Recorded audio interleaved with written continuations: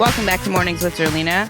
Representative Jennifer McClellan is a congresswoman from Virginia, and she's a National Advisory Board member for the Biden-Harris campaign. Good morning, Congresswoman. Thank you so much for being back with us. Good morning.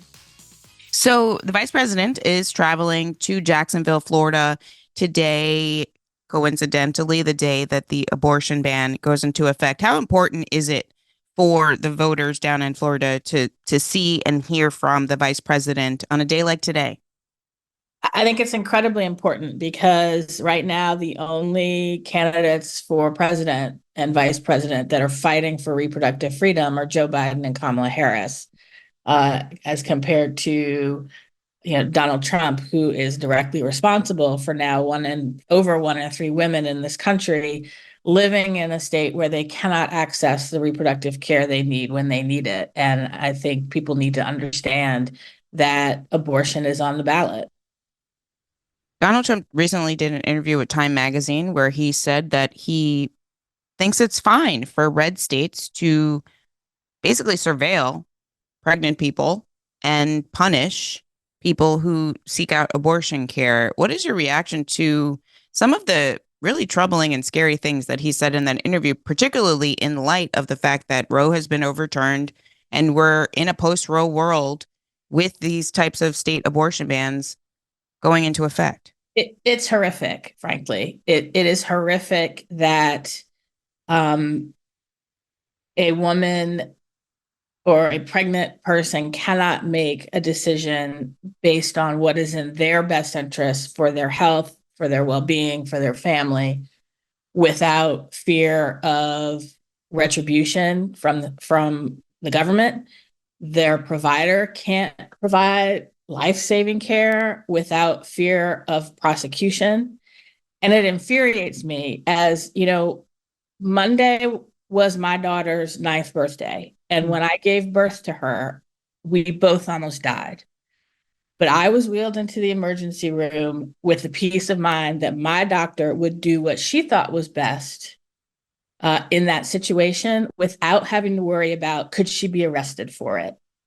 And fortunately, everything worked out for me, but that's not the case for a lot of women. And it infuriates me that my daughter, when she reaches childbearing years, could have not only fewer rights, but be in more danger than I was when she was born. How important then is it that while the abortion ban goes into effect in Florida today, there's a ballot measure that voters will be able to vote on in November?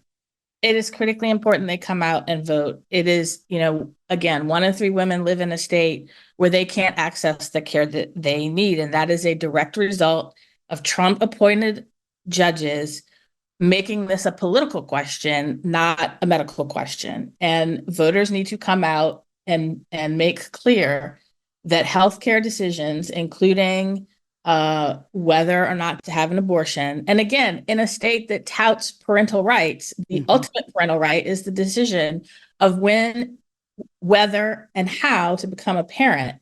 And voters have to come out and make clear these decisions belong with pregnant patients and their providers and not politicians. When you think back to last week and the Supreme Court arguments about EMTALA, which is that emergency medical law that allows emergency rooms to give patients care when they're facing a medical emergency in a pregnancy. And there was a back and forth exchange where they're basically saying how many organs have to fail in order for a pregnant person to be able to receive care.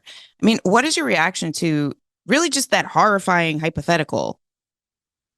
I mean, I thought I was listening to some dystopian, worse than 1984 Orwellian world, but it was real. And again, I go back to the impact of laws like this are doctors and hospitals will worry about, could we be arrested? Could we be charged? Could we be sued? Not what they should be worried about, which is, what do I do to save this patient? And it shouldn't be, I need to save this patient in the next 5 minutes. It should be, I should be able to save this patient's life. And I didn't think I would ever agree with Amy Coney Barrett, Mm. but what I heard was shocking and frankly intolerable. What is your message to voters about who is to blame for this dystopian reality we're living in? Donald Trump. He takes credit for it. He brags about it, that he's the one that caused Roe to fail. He thinks that a country where 1 in 3 women live with an abortion ban is just fine. He thinks that tracking periods and tracking pregnancies and prosecuting patients and their doctors is just fine, and it's horrific. And he, if president, he would not say he wouldn't sign an abortion ban. He will. He would not say whether he would sign legislation that would ban in vitro fertilization. He will. And the people that I serve with in Congress would be happy to send him those Mm. bills if they take the majority. People need to come out and vote because not only is abortion on the ballot, but your freedom to make decisions about your own health care and whether, when, and how to become a parent is on the ballot, thanks to Donald Trump. I'm honing in on the word freedom. Do you think that this fundamentally is a freedom issue?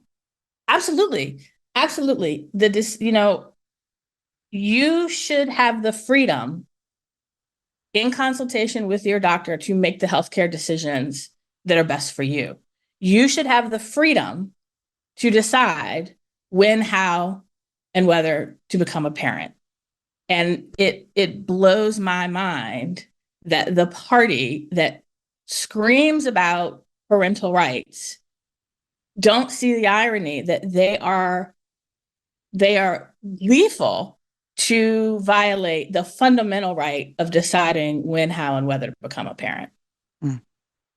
I want to talk about the Women's Health Protection Act because I feel like we probably don't talk enough about what it actually is, what it will do, and the prospect of that becoming law if the Democrats take back the majority in the House, maintain the majority in the Senate, and President Biden wins in November. Talk a bit about what the Women's Health Protection Act is and what American voters need to know about it. Essentially, it would put the law back in place before Roe fell. That it would provide a right to access to an abortion or other reproductive care, and take this decision out of the courts and out of the political legislatures across the state, and put these decisions back in the hands of patients and doctors is high level essentially what it would do. When you mentioned the threats to IVF, I also would include threats to contraception and birth control. I mean, talk about the fact that these attacks on abortion access, they're not just about abortion. They're not just attacking abortion. They're really attacking the full spectrum of reproductive health care. And that's why I framed it in, it's an attack on reproductive freedom. It's every decision from, whether to get pregnant, how to get pregnant, and what to do if that pregnancy goes wrong, or you can't or don't want to become a parent. Mm.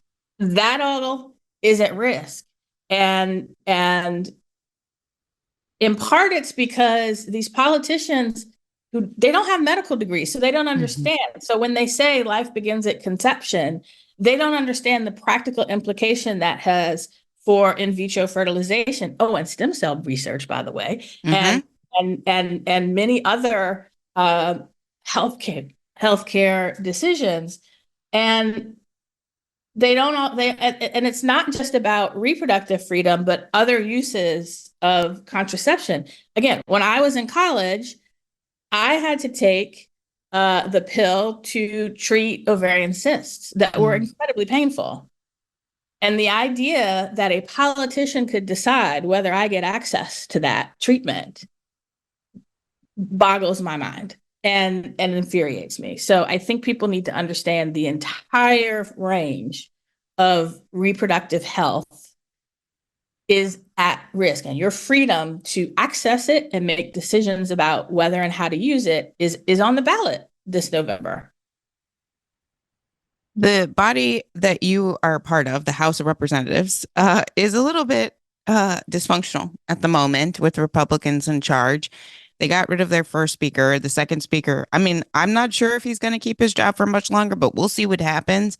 What is your message to the voters out there about the risk of allowing Republicans to stay in the majority in 2024 and also take over the Senate? I mean, what are the consequences in your view of the Republicans being given more power? I mean, first of all, they've proven they can't govern.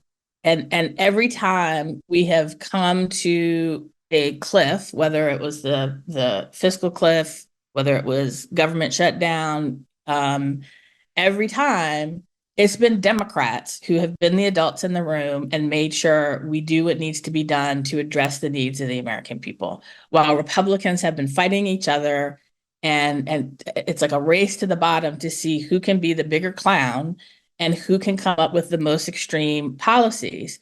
And that's not what people want Congress to do. People want Congress to function, to solve problems and help people. And Republicans aren't interested in doing that. And we saw on January 6th, frankly, that if given complete control of the government and Donald Trump is elected president, our democracy is in danger. And frankly, it itself could die. And so, and that's not hyperbole. And people need to understand our democracy is at its most fragile that it's been probably since the Civil War. Mm. And they have the power, voters have the power to decide, will democracy survive or will it fail?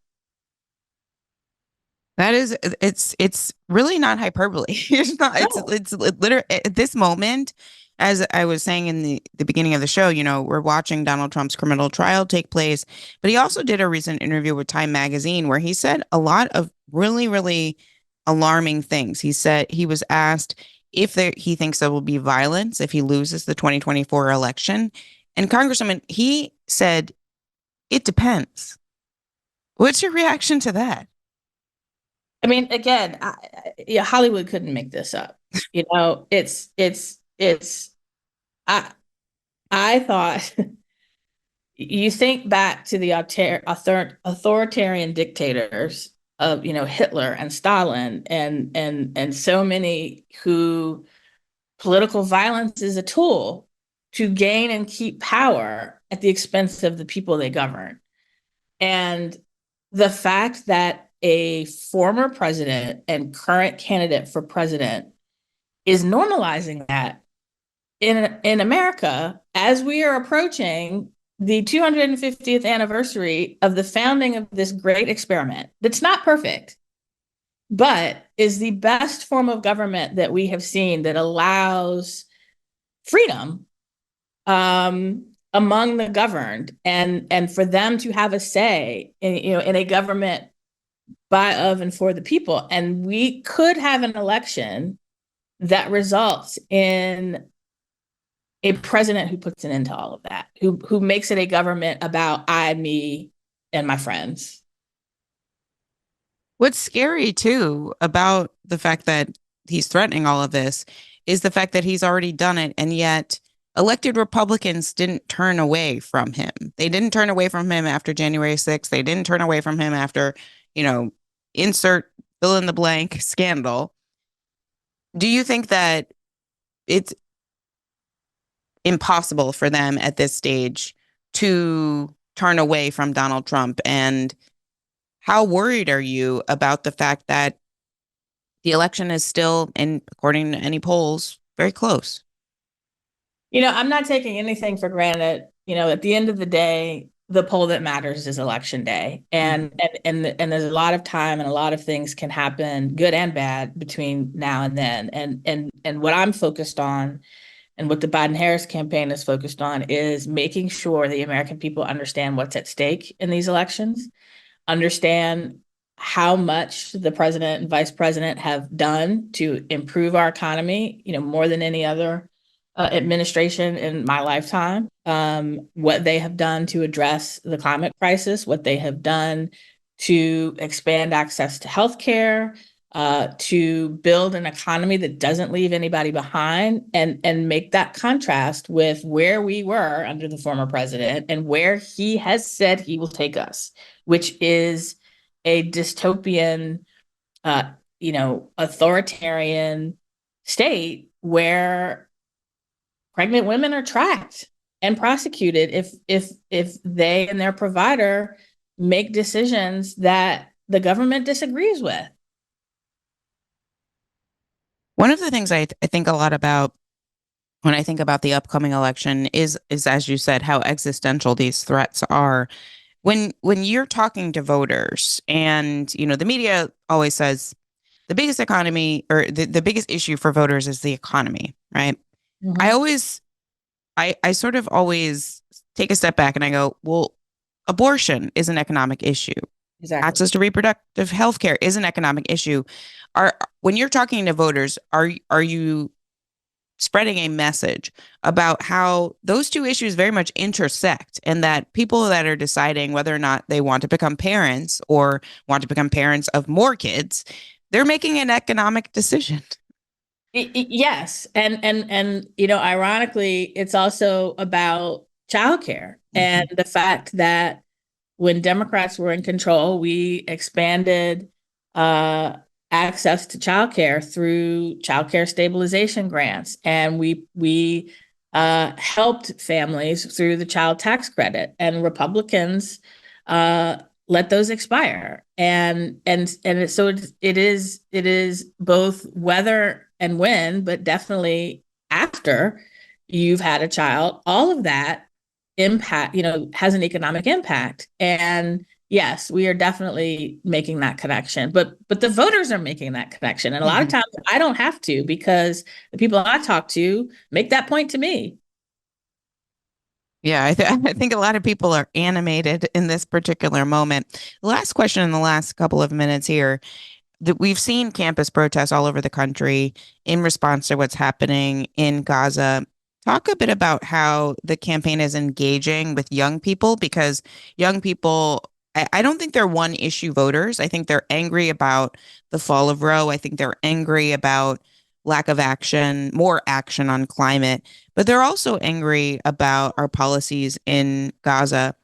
How are you engaging young people so that they turn out and they stay engaged in the political process? I think the important point is to meet them where they are, and talk about the issues that they care about, and recognize the chaos that they came of age in, frankly. Mm. I think we have to understand that for a lot of college students, their elementary school years were hopeful with Barack Obama in office, and but they also um, lived through the Great Recession and lived through COVID and came of age uh, in the chaos of a Donald Trump presidency. And I had one say to me that while many generations have seen progress in their lifetime, they have seen regression, and it worries them and it scares them and it makes them angry. And we've got to understand that and meet them where they are to talk about what President Biden and Vice President Harris have done to address that, and what how that contrasts to the chaos that the former president created in office, and would create again if given the opportunity. Congresswoman Jennifer McClellan, National Advisory Board Member for the Biden Harris campaign. Thank you so much for being back with us. It's always great to chat with you and to chat with someone from the campaign during this very important election year. It was great to have you on. Thank you. We're going to take a very quick break, and we'll be right back with more Mornings with Zerlina after this break. The Kentucky Derby.